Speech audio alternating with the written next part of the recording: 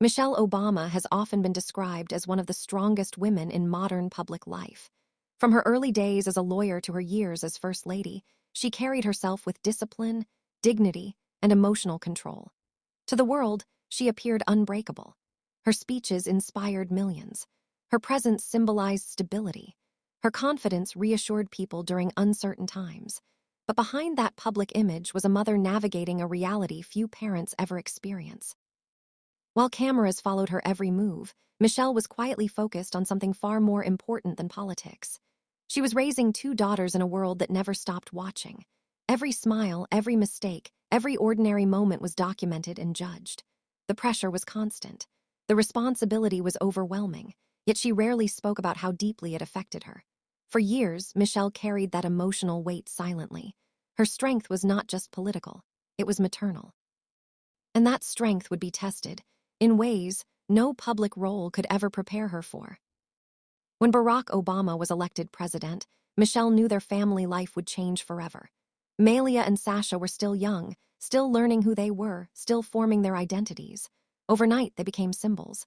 They were no longer just children. They were the president's daughters. Every school day, every birthday, every friendship happened under security supervision and public curiosity. Privacy disappeared instantly. Ordinary childhood experiences became media stories. Michelle realized quickly that the White House was not just a workplace. It was a powerful environment that could shape her children's personalities, values, and emotional health. She understood that if she did not take control of their upbringing, the system around them would. So she made a decision that would guide her parenting for years. She would remain the primary influence in their lives, not politics, not fame, not public opinion. She would raise her daughters herself, no matter how difficult that became. Michelle's parenting style inside the White House surprised many people. Instead of allowing privilege to take over, she created strict routines. Homework had to be completed. Chores were mandatory. Bedtimes were respected. Respect for others was non-negotiable. Even with Secret Service agents in the hallway, the girls were expected to clean their rooms and take responsibility for their actions.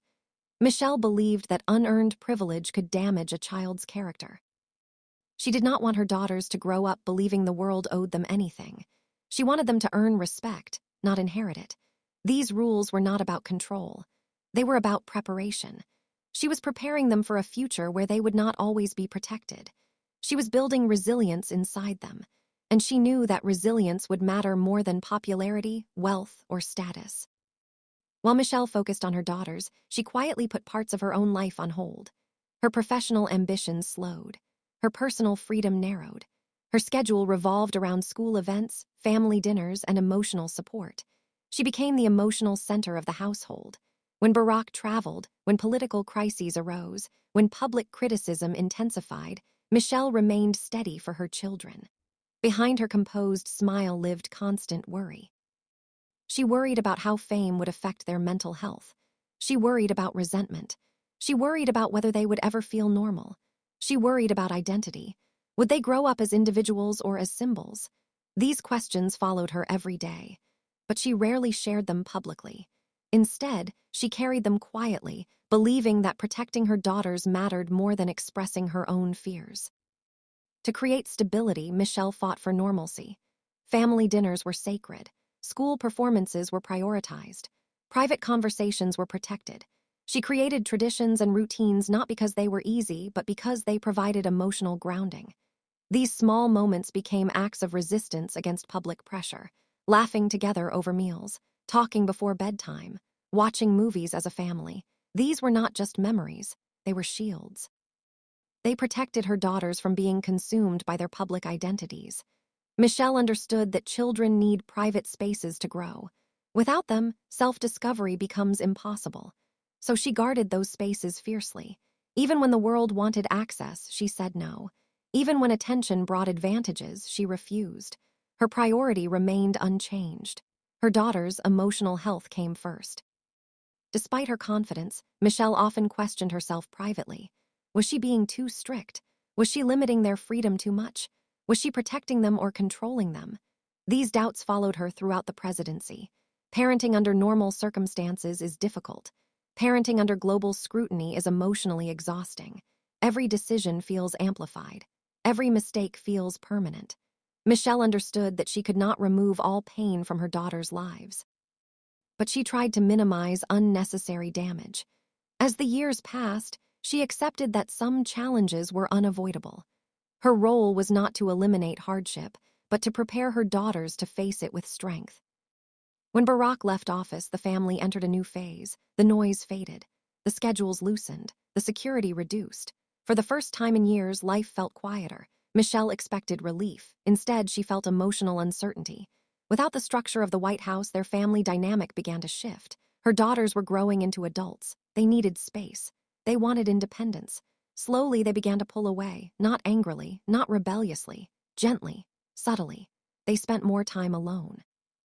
They shared less. They built separate lives. Michelle recognized this as natural, but emotionally, it was painful. It felt like losing something she could never replace. This emotional distance did not come from conflict. It came from maturity. Malia and Sasha were trying to define themselves outside their family legacy. Everywhere they went, people had expectations, assumptions, narratives. Michelle realized that her daughters were exhausted by these labels. They wanted to exist without explanation, without symbolism, without constant judgment. They were not rejecting their upbringing. They were searching for freedom within it. Michelle supported this process intellectually. But emotionally, it required strength. Letting go is harder than holding on, and she was learning that in real time. Family gatherings changed.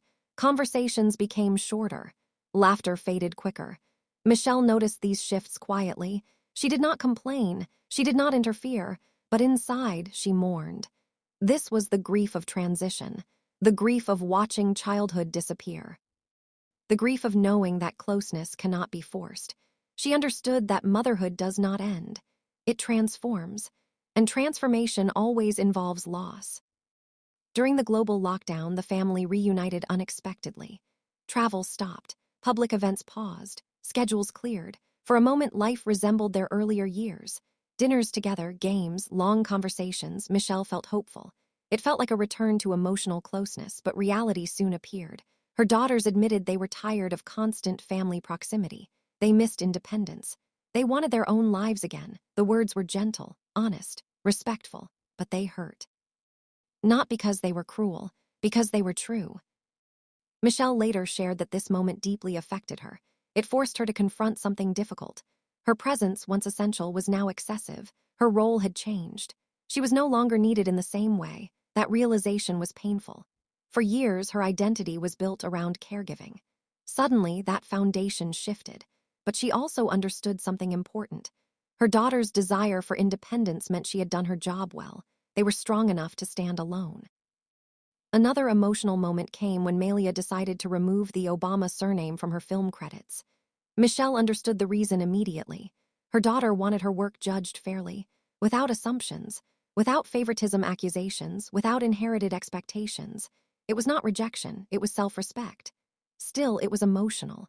A name represents history, sacrifice, protection. Letting go of it symbolized adulthood. Michelle respected the decision. But emotionally, it marked another transition.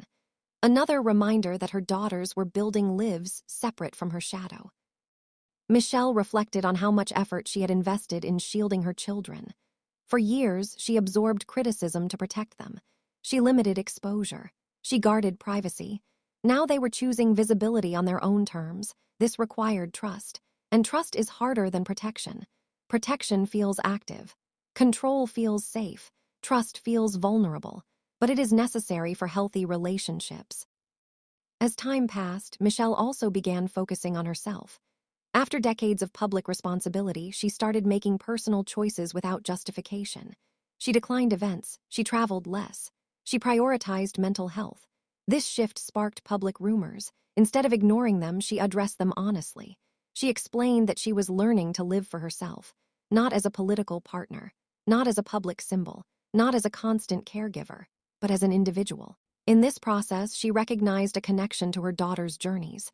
They were doing what she was finally allowing herself to do, choosing independence, defining boundaries, claiming autonomy. The distance that once hurt now made sense. It reflected shared values, strength, self-respect, emotional awareness. Over time, her daughters began to understand her sacrifices more deeply. They recognized the fear behind her strictness, the love behind her rules, the exhaustion behind her patience. These realizations strengthened their relationship. They no longer saw her only as a protector. They saw her as a woman who had given up parts of herself for their safety.